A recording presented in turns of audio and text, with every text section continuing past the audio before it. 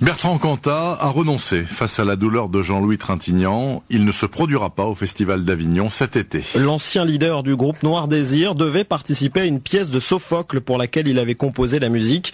Hier, Jean-Louis Trintignant avait annulé sa participation au même festival. Il est l'homme que je déteste le plus au monde, avait déclaré le père de Marie Trintignant, tombé sous les coups de son compagnon Bertrand Cantat en 2003. Le chanteur ne se rendra pas en Avignon par respect pour la famille Étienne Baudu. Oui, et ce feuilleton est digne d'une pièce qui ne manquerait pas de ressort dramatique ni de rebondissement, avec toutefois une bien mauvaise distribution des rôles. Vincent Baudrier, le co-directeur du festival, s'en défend. Pourtant, dans un entretien au Monde, il précise respecter la décision de Jean-Louis Trintignant tout en expliquant qu'il n'était pas à l'initiative de sa venue en Avignon. Et la présence de Bertrand Cantat était acquise, indique Vincent Baudrier.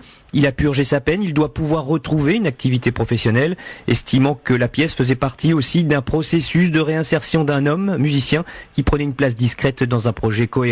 Plusieurs metteurs en scène et acteurs qui travaillent à Avignon comprennent eux aussi la décision de Jean-Louis Trintignant, mais approuvent dans le même temps la position de la direction du festival et le retour de Bertrand Cantat sur scène. D'un côté, on a la loi, le droit, qui a dit Cantat a payé, il est en liberté conditionnelle et il a le droit, comme le plombier ou le boulanger du coin, de reprendre son boulot. On ne peut pas lui reprocher de continuer de vouloir être un artiste, et c'est un artiste avant tout. Et donc, pourquoi il ne continuerait pas de faire de la musique aussi ? Bertrand Cantat aurait donc pu, selon eux, revenir discrètement.